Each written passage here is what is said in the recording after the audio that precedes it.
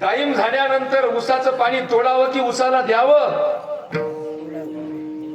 तोडावं. कधी तोडावं?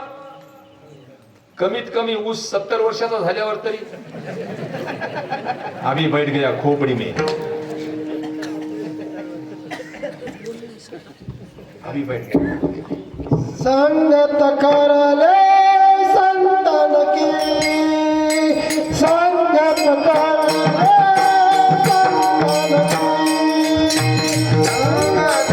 संगत करले संतन की, संगत करले संतन की, संगत करले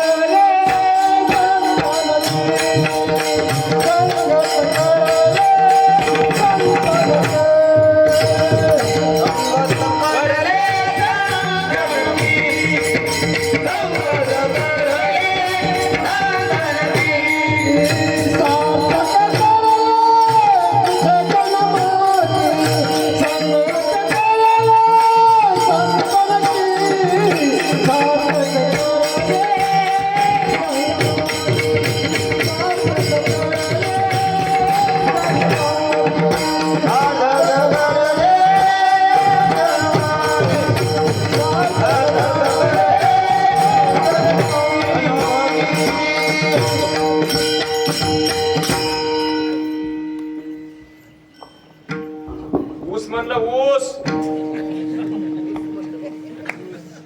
ऊस 70 वर्षाचा झाल्यावर आणि तोडावं की द्यावं? ना तरी अर्जुना शरीराया पराधीना, का नाना भोग रचना मेळवावी. मनोनी विषयी जे सुख ते साध्यंतची जाण दुःख, परी काय की जे मूर्ख न सेविता न सरे. वय झाल्यानंतर पुन्हा विषयाला इंद्रियाला विषयाचं पाणी जर देत गेलं तर जीवन पांचट झाल्याशिवाय राहणार नाही. गोडी जर आणायची असेल ना तर त्याला विषयापासून परावृत्त करावं लागेल. याला आकाशातली महाशिवरात्रीची चंद्राची कोर सांगते. किती शिल्लक असावं? फक्त भजन करण्यापुरतं मन शिल्लक असावं, बस. एवढं कळत नसेल याच्या पुढं व्यासपीठावर सांगता येत नाही. बरंच काही सांगण्यासारखं आहे. पुन्हा एकदा सांगा, पाणी तोडावं की द्यावं?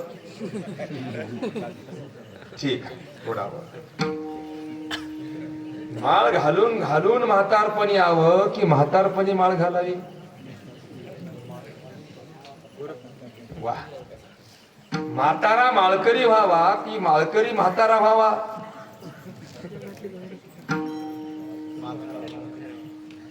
वा. सेवा करून करून म्हातारपणी यावं की म्हातारपणी सेवा करावी? वा. पदर घेऊन घेऊन म्हातारपण यावं की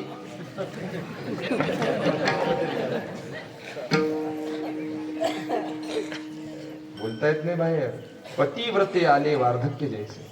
महाराज सांगतात, पतीची सेवा करून करून त्या पतिव्रता माय माऊलीला म्हातारपण यावं. त्याला पिकलिया सुखाचा परिमळू म्हणतात. कसं आहे, इथं मस्त काही तरुण मंडळी मस्त बसलेली आहे. गुरड्यावर कणीस असल्यानंतर पिपा वाजवावा की कणीस भिरुडल्यावर? हा हा. जास्त करून कीर्तन करायला कोण्या कंसापुढे पिपा वाजवावा लागतो?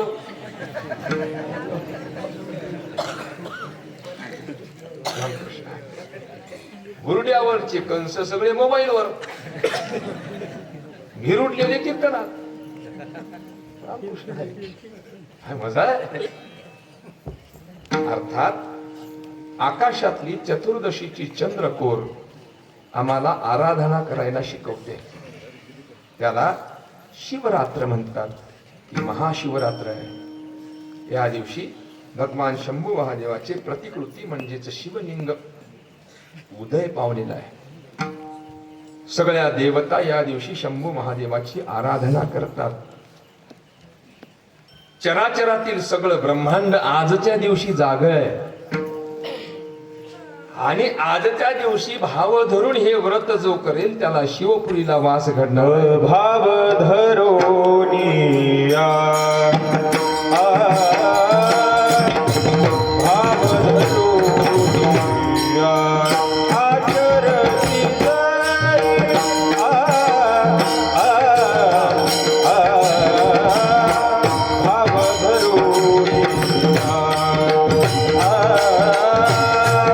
भाव धरोनिया भाव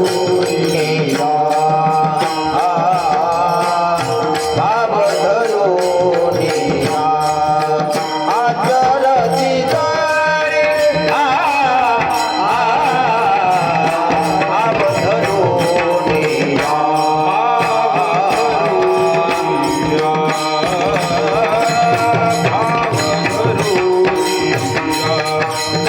धरोनिया आचरती जाई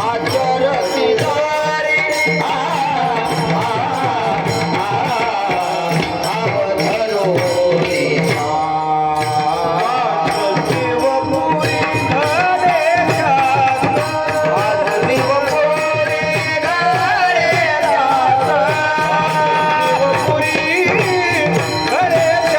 आचरती जाई भाव धरोनिया शिवपुरी घरे शिवपुरी घरे शिवपुरी घरे शिवपुरी घरे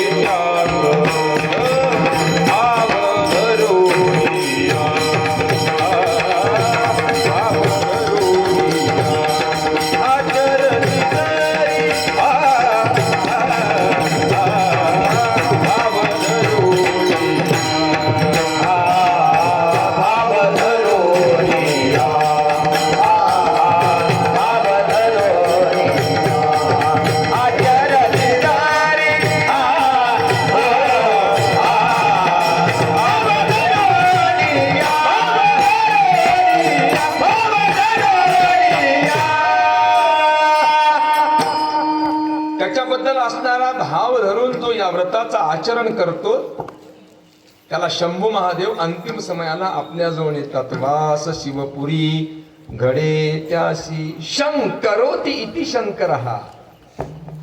शंकर शन म्हणजे कल्याण, कर म्हणजे करणे. जो कल्याण करतो त्याचं नाव शंकर आहे. हे व्रत भाव धरून आचरण करायचं आहे. हे व्रत आचरण करत असताना भोळ्या सांब सदाशिवावर भाव ठेवायचा आहे. हे व्रत आचरण करत असताना या व्रताचं प्रमुख अंग उपवास आहे. उपवास या शब्दाचा अर्थ आहे उपविश्वासने उपवास, आहार निवृत्तीर उपवास, अर्थात उपास्य देवतेजवळ वास करणे याचं नाव उपवास, अर्थात आहाराचा अत्यंत अभाव असणे याचं नाव उपवास, अर्थात 15 दिवस जे खातो ते आज खायचं नाही याचं नाव उपवास, 15 दिवस जे डोळ्यानं पाहतो ते आज पाहायचं नाही याचं नाव उपवास, 15 दिवस जे तोंडानं गप्पा करतो ते आज करायच्या नाही याचं नाव उपवास. पोटाला उपवास, डोळ्याला उपवास, इंद्रियाला उपवास, मनाला उपवास, बुद्धीला उपवास, जीवाला उपवास. हे खरं आहे की खोटं आहे? 15 दिवस जी मिरची घरात राहत नाही ती एकादशीला पाहिजे भाजून खावी लागते. रामकृष्णारी वारे उपवास. काय उपवास आहे?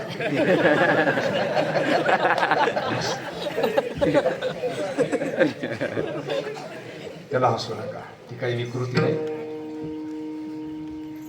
तो योग आहे. लवकर सांगा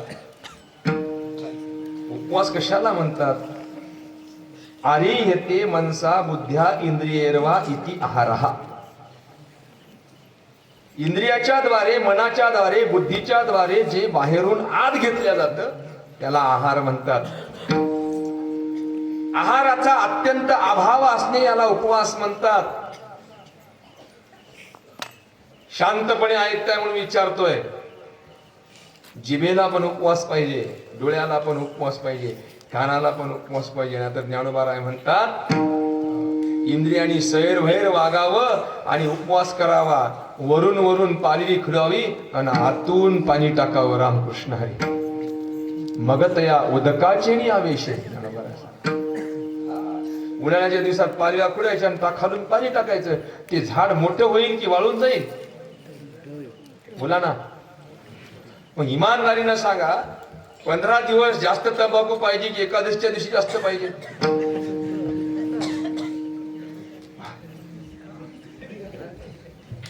काय मजा आहे. सकाळी सकाळी काकडा रंगात आल्यानंतर, क्षमा मागून बोलतो सगळ्यांची, रंगात काकडा आला आणि तांब्यावर गरम चहा जर आला तर काकडा थंडा व्हावा की चहा थंडा व्हावा?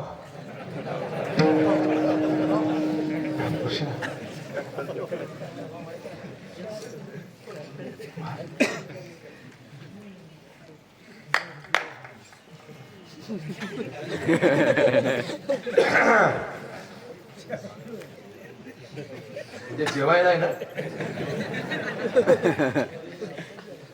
पुरणाची पोळी भजे सार केल्यानंतर जेवण दिलं एका माणसानं. पुरणपोळीचं जेवण आहे पण दक्षिणा रुपया नाही. बेसन भाकरीचं जेवण आहे पण दक्षिणा 500 आहे. जेवण कोणचं चांगलं राहील?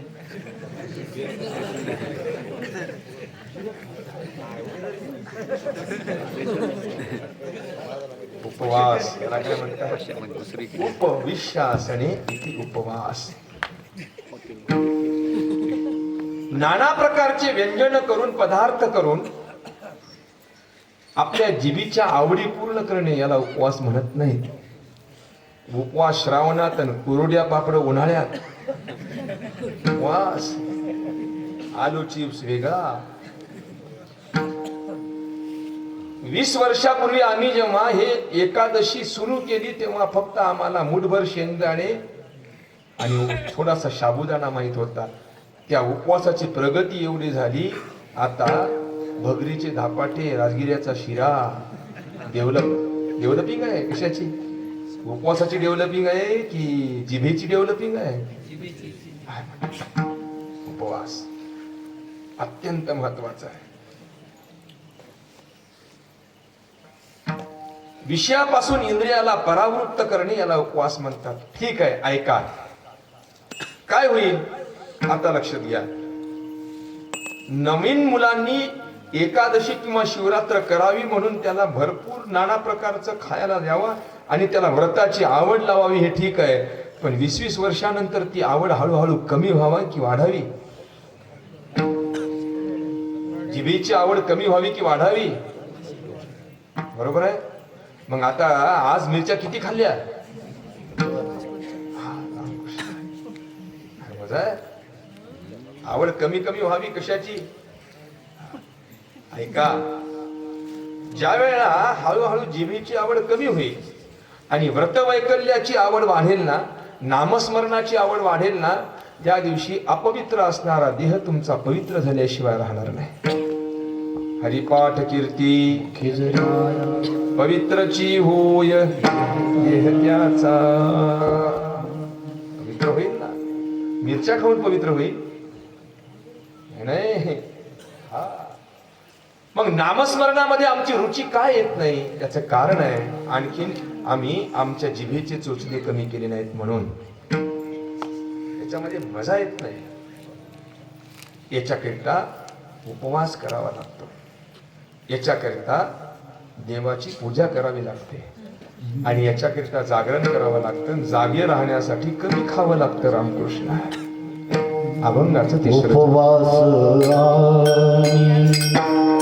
शिवाचे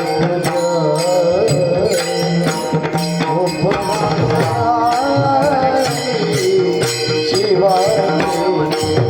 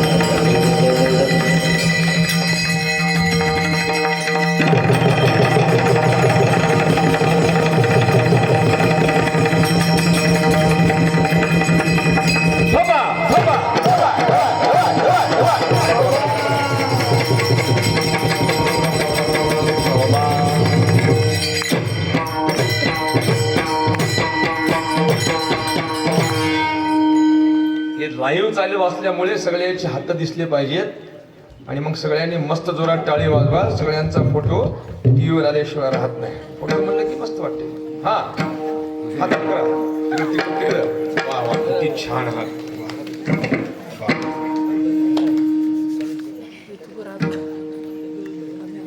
एक दोन तीन चार.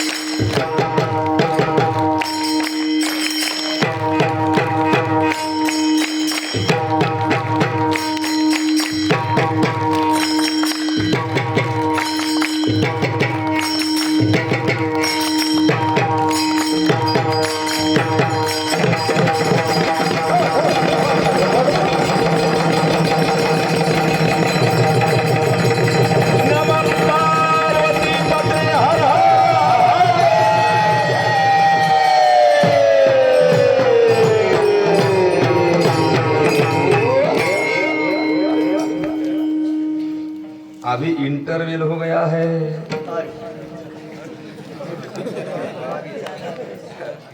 पिक्चर तो बाकी है. चिंतन अत्यंत महत्वाचं आहे. ते ऐका ऐका सावधान कथा. शिवरात्र पावन पवित्र तिन्ही लोकी भाव धरोणिया आचरती जरी वास शिवपुरी घडे तया. उपवास आणि शिवाचे पूजन रात्री जागरण विधी त्याचा. शिकारी करिता गेलेला पारधी आपल्याला खायला शिकार पाहिजे म्हणून बिल्वदळाच्या झाडावर जेव्हा बसला तेव्हा दूरवर कुठून तरी मस्तपैकी नमः शिवाय आवाज येत होता. काना वचनाची भेटी.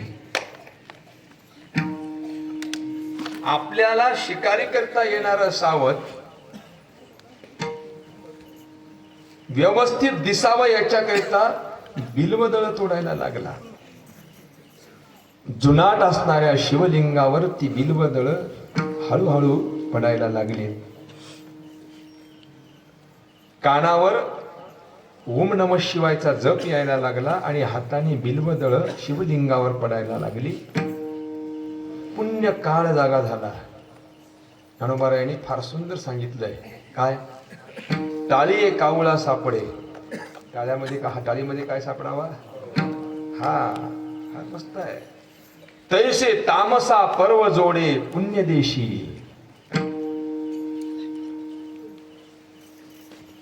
अचानक आंधळ्याच्या टाळीमध्ये कावळा सापडावा तसं शिवलिंगावर बिल्वपत्र पडलं आणि पुण्याचा उदय झाला. जेव्हा हरण पाणी पिण्याकरिता आलं ना तेव्हा ते फाश्यामध्ये अडकलं आणि हरणाच्या 2 बायका त्याच्या जवळ होत्या. त्या दोघांची चर्चा अत्यंत महत्वाची आहे. प्राणी आहे. प्राण्याची भाषा त्याला कळत होती. एक गर्भिणी होती तर दुसरीची पिलं घरी होती. ती गर्भिणी म्हणायला लागली, तुम्ही गेल्यानंतर मी जगून काय करू? ज्या हाताने कुंकू लावून मला घरात आणलं त्या हाताने स्मशानात नेलं तर पतिव्रतेचा विजय झाला म्हणावा. त्यावेळेला दुसरी हरणी म्हणायला लागली, ताई ग, तुझ्या अगोदर मी पती सोबत जाते का? तुझी लहान लहान चिमुकली बाळ घरी आहे. दुसरी म्हणायला लागली, अगं माझी तरी बाळ पोटाच्या बाहेर आलेली आहेत पण तुझ्या तर पोटात बाळ आहे. पशुकडून प्रेम कसं करावं हे शिकावं आणि दयाद्र अंतकरणाच्या त्या पारध्याच्या कानावर ही सगळी पशुची भाषा कळाली.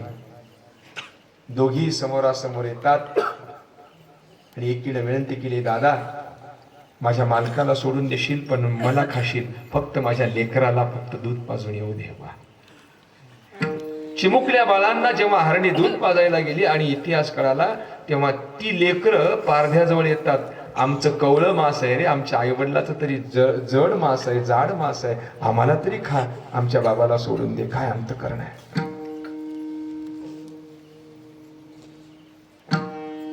पुण्यमयी रजनीचा उदय झाला, नकळत उपवास घडला आणि शंभू महादेवाच्या लिंगावर बिल्वपत्र पडायला लागली आणि त्या मध्यरात्री शंभू महादेवाची त्या पारध्यावर कृपा झाली. एक पासा पाणी, एक पळवी, एक पासा पाणी,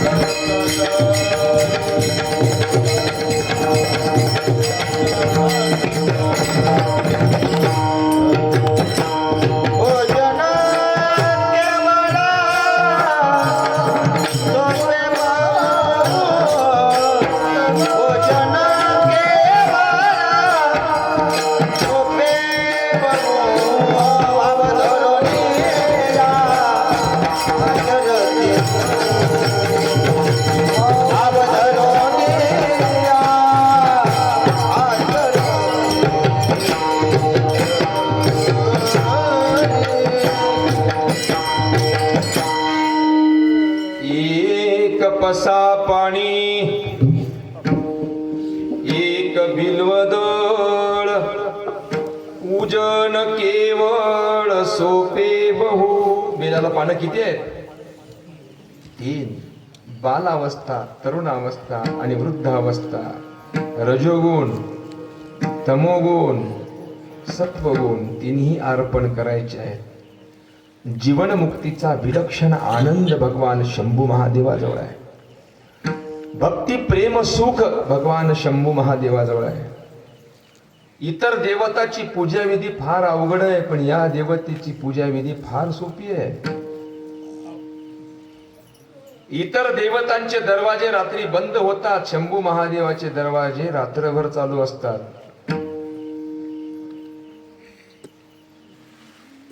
इतर देवताची तोंड ही पूर्व दिशेला असतात, शंभू महादेव हे उत्तर दिशेला आहे. अर्थात शंभू महादेवाच्या पिंडीवर पडणारी जलधारा टप टप टप टप पडावी आणि ती उत्तर दिशेला व्हावी. उत्तर दिशेला आकाश मंडलामध्ये ध्रुव तारा आहे. ध्रुव या शब्दाचा अर्थ आहे स्थिर. अर्थात साधकाच्या जीवनामध्ये सुद्धा ज्ञानाची धारा टप टप टप गुरुकृपेने पडावी आणि अस्थिर असणाऱ्या जीवनाला स्थिरत्व प्राप्त व्हावं. किती बरं सोपं आहे. शब्द गोड लागतात पण कळत नाही. अर्थात ध्रुव बाळ हा सुनीतीचा आहे. सुनीती या शब्दाचा अर्थ आहे न्यायानं नीतीनं जो जीवन जगतो त्याचं नाव सुनीती आहे. मनाला वाटेल तसं जीवन जगतो त्याचं नाव सुरुची आहे. हे एवढं सोपं कळत नाही म्हणून आपल्या भाषेत खोपडी में बिठाना पडता हो. खोपडी में कैसा बिठाना पडता. आता कीर्तन संपणार आहे. त्याच्यानंतर आरती होणार आहे, त्याच्यानंतर आपल्या हातावर प्रसाद येणार आहे, आणि हातावर प्रसाद आल्यानंतर तोंडामध्ये 20 रुपयाची पुडी आहे. मग पुडीसाठी प्रसाद दुसऱ्याच्या हातावर जाईल की प्रसादासाठी पुडी बाहेर येईल? वा, हे इकडचं तिकडं का गेलं याला स्थिर म्हणतात. काय म्हणतात? उत्तर उत्तर उत्तर उत्तर आपला परमार्थ वाढावा याच्याकरिता शिवपिंडीची जलधारेची दिशा ही उत्तर दिशेला आहे. जीवनगंगा शांत व्हावी, जीवाला शिवाय मिळण्याची वेळ यावी, आणि जाता जाता भजन म्हणून जावं. आपण थांबणार आहोत, फक्त लक्ष द्या. भरपूर पैसा कमवाल, कमवू नका असं म्हणत नाही. बोलण्याकरिता भांडवल कीर्तनकाराकडे बरंच काही असतं, पण खरं सांगू, जेवढा जास्त पैसा कमवाल तेवढ्या घरात भानगडी लागल्याशिवाय राहत नाही. अर्थात जगात आत्तापर्यंत जेवढ्या जास्त माणसांनी पैसे कमवले, ज्या दिवशी त्यांनी देह ठेवला घरात भानगडी सुरू झाल्या. ज्यांनी आळंदी पंढरीची वारी केली, ज्या दिवशी त्यांनी देह ठेवला घरात भजन सुरू झालं. रामकृष्ण हरी. मग जाता जाता भानगडी लावून जायचं की भजन सुरू करून जायचं? झोपले का? वाह. इथं आल्यानंतर आम्हाला कळालंय, सप्त्याच्या काही दिवसापूर्वीच एका, मला वाटते खोगराजी पाटील गेलेत नाही, खोगराजी पाटलाचे वडील का? पण तिचं नाव कशाचं काय, त्याचं नाव गणेश. हा, जाता जाता 1,00,000 रुपयाच्या मूर्त्या वाटून गेलीत ना? तेच ना? सप्त्यामध्ये कायमचं स्मरण ठेवून गेले. बरोबर आहे. देहत्यागिता कीर्ती मागे उरावी, मना सज्जना हेची क्रिया घडावी. मना चंदनाचे परित्वा झिजावे, परी अंतरी सज्जना निववावे. आणि म्हणून केवळ आणि केवळ नामस्मरण आपल्या सोबत येणार आहे. कोट्यावधी रुपये मिळवलेले एक दिवस शेवटी धोका देतील. शपथ घेऊन सांगतो, परमात्मा मात्र तुम्हाला धोका देणार नाही. खलास. थोडस बोलतो, मोजकं बोलतो, काहीच राहू नये. आनंदी पंढरीची वारी व्हावी, एक दिवस देह शांत व्हावा. कसा शांत व्हावा? मने वाचा करणी, जयाची भजने देवाची वाहणी. ते शरीर जाती क्षणी देवची झाले. एवढं सोपं कळत नाही मायबाप, म्हणून ऐका. मस्तपैकी देह शांत व्हावा, आपली तेरवी व्हावी. लेकरानं घरातला पसारा आवरावा, आणि पसारा आवरत असताना कुठंतरी आपली पडशी सापडावी. त्याच्यामध्ये एक माळ असावी, त्याच्यामध्ये ज्ञानेश्वरी असावी, त्याच्यामध्ये चंदनाचा खडा असावा, बुक्क्याची डब्बी असावी. लेकरानं तो चंदनाचा खडा आणि तुळशीची माळ हातात घ्यावी, देवघरात जावं आणि शपथ घ्यावी, गड्या आजपासून बाबाची पंढरीची वारी मी सुरू करीन. खलास.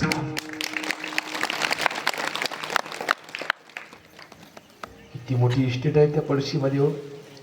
बाप रे बाप, किती मोठी इस्टेट आहे त्या पडशीमध्ये. लहानपणापासून तुळशी वृंदावनापाशी बसणारा आपला बाप त्याला डोळ्यापुढे दिसावा. लहानपणापासून चंदन उघडणारा बाप आपल्या डोळ्यापुढे दिसावा.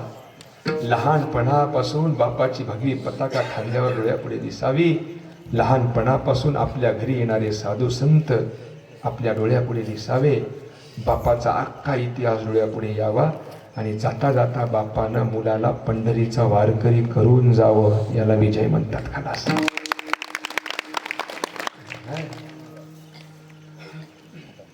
प्रपंच करणाऱ्या माणसाची सुरुवातीला स्तुती होते, पण शेवटी मात्र निंदा झाल्याशिवाय राहत नाही. परमार्थ करणाऱ्या माणसाची सुरुवातीला निंदा होते, पण शेवटी मात्र स्तुती झाल्याशिवाय राहत नाही. बापू हे सगळ्याला कळत नाही हो, असं बोलले. हे सगळ्याला कळत नाही. भजन म्हणणाऱ्या माणसाला या जगात चांगलं म्हणलं का कोणी? म्हणलंय? काही मायमावल्या भजन म्हणत असतील ना, हा चांगलं म्हणत नाहीत. बाया एवढ्या हुशार असतात त्या बायका. एखादी बाई भजनाला चालली ना तर ती तिला सरळ म्हणत नाही, कुठे चाललात भजनाला? तुम्हाला बरं बाई रिकाम पण आहे, म्हणजे तू आमदारी नाहीस. याचा अर्थ रिकामचोट माणसाचंही भजन आहे असं तिला म्हणायचं आहे.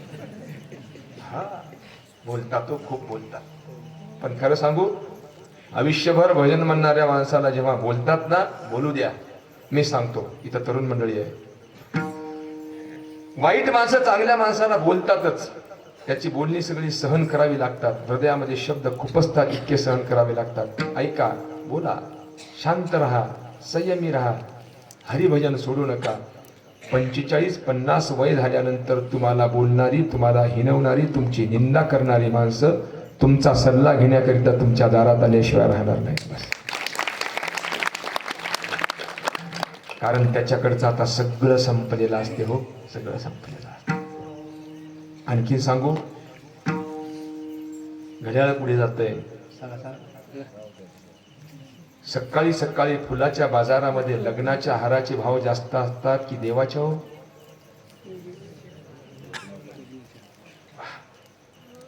1000 रुपये जोडी आहे, 500 रुपये जोडी आहे. देवाचा 50. ते चिडवतात त्याला. कोण? बघ आमची किती भाव आहे, आमचा बघ, बघ आमचा किती भाव आहे. तो शांत आहे. 50 रुपयाचा हार, तो काहीच बोलत नाही. दोघांचाही प्रवास सुरू झाला. दोघांची संध्याकाळ आली. पण काय गंमत सांगू तुम्हाला हो, ज्याचा सकाळी 1000 रुपये भाव होता त्याला संध्याकाळी लोक बुटाखाली तुडवायला लागली आणि कचऱ्यात नेऊन टाकलं. पण ज्याचा सकाळी 50 रुपये भाव होता त्याला लोक डोक्याला लावून गंगेमध्ये नेऊन सोडायला लागले. काय ताकद आहे!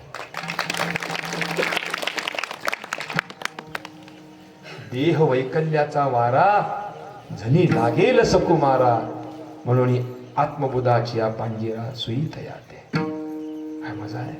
चिडू द्या ना, चिडू द्या. चिडवणाऱ्याचा एक दिवस कचरा झाल्याशिवाय राहणार नाही. भजन करणाऱ्याचा एक दिवस मंगल झाल्याशिवाय राहणार नाही. आणि म्हणून महाशिवरात्रीच्या पुण्य पावन पर्व कालावर या अभंगाला थोडासा माझ्या बुद्धीनं स्पर्श करण्याचा प्रयत्न केलाय. जीवनगंगा एक दिवस शांत होणार आहे. मृत्यू म्हणजे जीवानं शिवाला भेटायला जाण्याची वेळ. मृत्यू म्हणजे आयुष्याचा हिशोब देण्याची वेळ. मृत्यू म्हणजे मार्च एंडिंग ऑडिट करण्याची वेळ आहे. मृत्यू म्हणजे परीक्षेची वेळ आहे. आणि सगळं जीवन आमचं अट्टास कशासाठी आहे? परीक्षा पास होण्यासाठी, शिव भेटण्यासाठी, आपलं ऑडिट चांगलं होण्यासाठी आहे. बस. जन्म मरण नको आता, नको एरझार, नको ऐहिकाचा नाथा, व्यर्थ बळीवार, कैवल्याच्या चांदण्याला भुकेला चकोर. मंद मंद चालणारी पाय आता थकतील. दूरचं पाहणारे डोळे आता जवळचं पाहतील. हातामध्ये काठी येईल. मस्तपैकी बैठकीत बसाल. गावभर फिरणारा माणूस फक्त बैठकीपुरता होईल. आपलं शरीर पिकलेल्या पपईसारखं होईल. गळ्याला घरघरी लागेल. आपल्या नशिबाला बाज येईल. बाजीच्या बाजूला एक स्टूल असेल. स्टूलवर एक तांब्या असेल. त्याच्याजवळ एक गोळ्याची डब्बी असेल. बाजी खाली एक राखोंड्याचं टोपलं असेल. वर पंखा गुर गुर गुर गुर गुर गुर फिरत असेल. आणि आपले सोबती असतील 10-15 चिलटं आणि 5-25 माशा. त्याला पुरावा देऊ. ऐसी दशा येईल पुढे, ज्ञानोबा, मन हे होईल वेडे, चिंतुनी ठेवी रोकडे आत्मज्ञान. थोडं राहू दे, आपण थांबणार आहोत.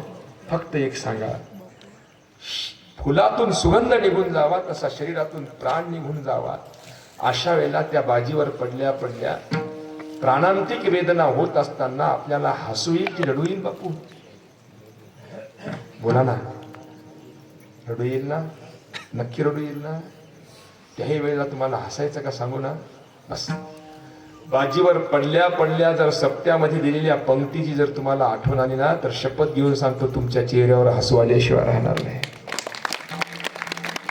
दिली होती गळ्या पंगत, घडलं आपल्याकडून अन्नदान, गेलो होतो पंढरीला. ह्या सगळ्या आठवणी बाजीवर पडल्या पडल्या अंतिम समयाला जर आल्या तर हसत हसत जीव शिवाला मिळायला जाईल, दुसरं काय. बस. आणि म्हणून नामदेवराय सांगतात शिवरात्रीच्या महापर्व कालावर शांत समयामध्ये महादेव महादेव महादेव हर हर जटाटवी गल ज्वल प्रवाह पावित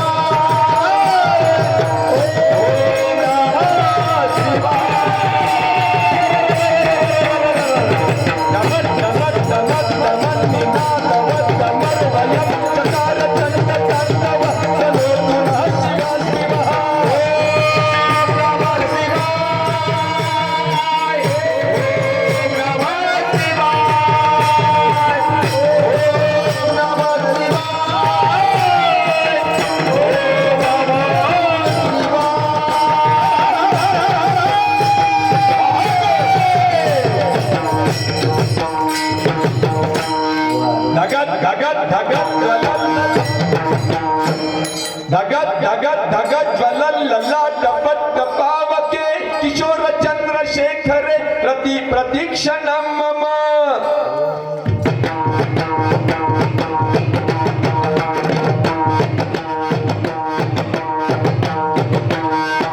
डमट डमट डमट डमन निनादवट डमर्वयम्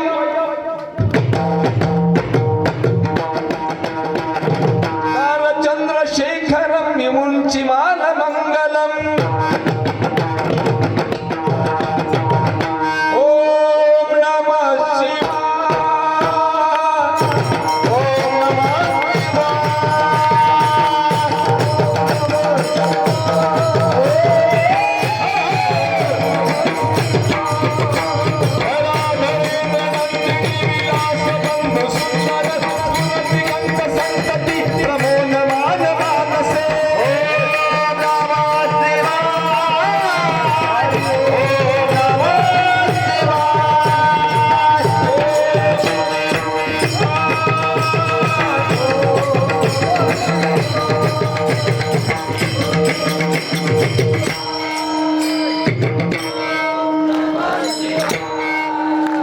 स्मरच्छिदं पुरच्छिदं मखच्छिदं तकच्छिदं गजान्त कान्त कच्छिदं तमन्त कान्तकं भजे. ओम नमः हरि.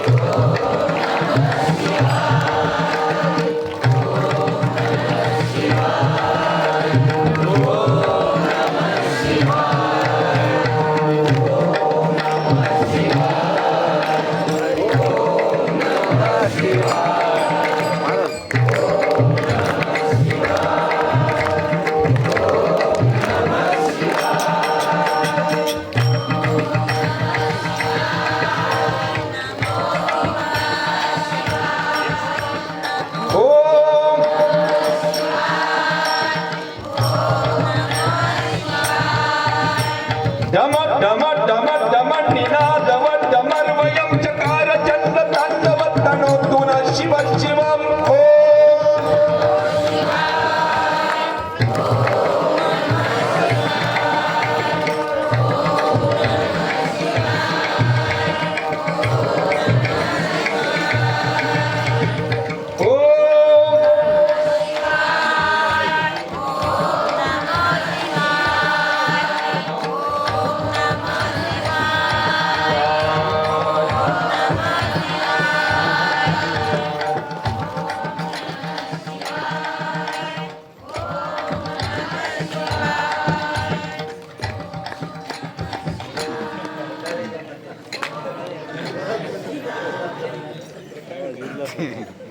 मंगळवारच्या दिवशी रात्री 2 वाजता आमच्या घरी भजन चालू होतं. ओम,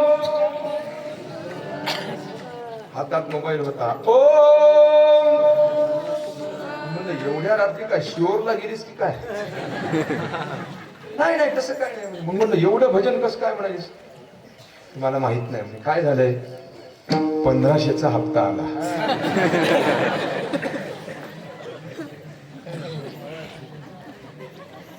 म्हणलं बघू बघू बघू.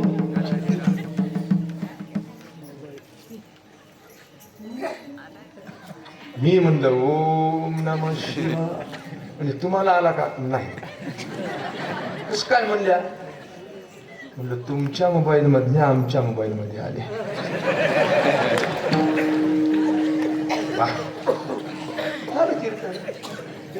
तसं करू नका. मग काय करा, मुखानं हर हर शब्द म्हणा. नामा म्हणे करा नामाचा गजर, नामा म्हणे करा नामाचा गजर.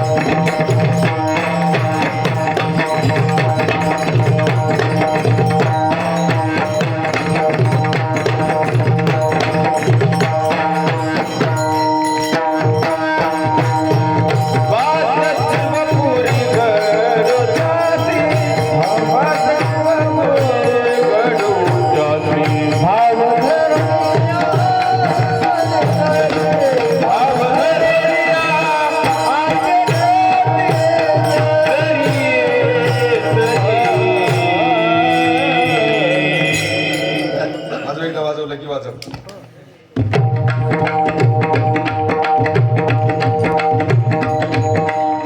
वा हॅलो.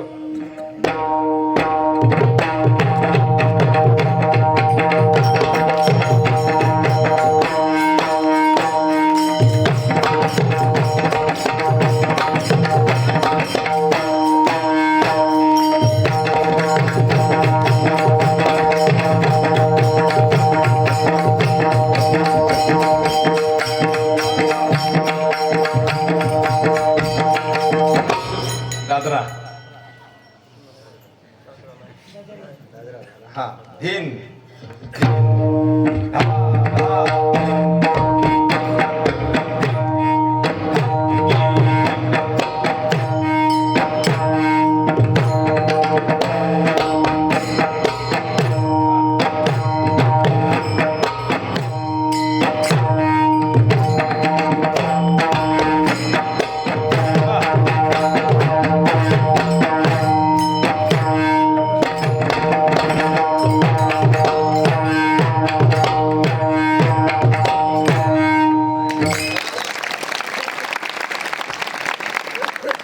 सगळ्या साबणी वर्षभर येतील, मोती साबण एकच दिवस धंदा करून जाते. रामकृष्ण आहे. असो, एकदा या सगळ्या मुलांसाठी टाळ्या वाजवा. संस्थेच्या मुलांसाठी बक्षीस गोळा करणं चालू आहे ना. माझ्याकडून 500 रुपये त्याच्यात टाका. झालेली सेवा शंभू महादेवाच्या चरणारविंदावर समर्पित. काही अधिकारी आहेत, काही जाणती आहेत, काही कीर्तनाचे भोगते आहेत, काही गायनाचे भोगते आहेत, काही विनोदाचे भोगते आहेत, काही कीर्तनकाराचे भोगते आहेत. बरं वाटलं तुमच्या गावामध्ये येऊन, कारण तुमचा चेहरा कीर्तनाची भूक सांगतो. ही भूक कायम तुमच्यामध्ये असावी आणि आयुष्याचा रक्ताचा शेवटचा थेंब असेपर्यंत परमात्म्याची सेवा तुमच्याकडून घडावी. उद्याला कळसाचा कार्यक्रम आहे, आनंदाचा दिवस आहे. मंदिराचाही कळस उंच व्हावा, अध्यात्माचाही कळस उंच व्हावा. मुलांना शिकावं, संस्कृत व्हावं, संस्कारी व्हावं, मोठमोठ्या नोकऱ्या लागाव्या, मोठमोठं पॅकेज मिळावं. एका मुलाच्या एका दिवसाच्या पगारातून सगळ्या सप्ताहाचा खर्च निघून जावा. रामकृष्ण. निर्व्यसनी व्हा. आळंदी पंढरीची मालिका. काळ कठीण आहे, सत्कर्म करा. या काळाच्या तडाख्यातून वाचायचं असेल तर फक्त आणि फक्त आपल्याला सत्कर्म कामी येणार आहे. आणि म्हणून ही ज्येष्ठ श्रेष्ठ वडिलाप्रमाणे असणारी टाळकरी मंडळी 2-2.5 तास रोज उभी राहतात. त्यांच्याही चरणारविंदावर ही सेवा समर्पित. ज्यांनी काही दान धर्म केला असेल त्यांच्याही चरणारविंदावर ही सेवा समर्पित. 19 वर्षापासून जे सत्यासाठी अविरत आपले सहकार्य करत असतील, समर्पण करत असेल, त्यांच्याही चरणारविंदावरी समसेवा समर्पित. वाणीला विराम. ज्ञानेश्वर माऊली. ज्ञानेश्वर माऊली तुकाराम माऊली माऊली ज्ञानेश्वर माऊली विठ्ठल विठ्ठल जय जय विठ्ठल जय विठ्ठल जय जय विठ्ठल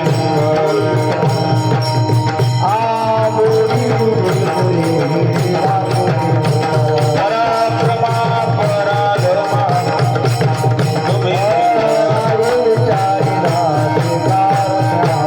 पराक्रमा पराधर्मा तुम्ही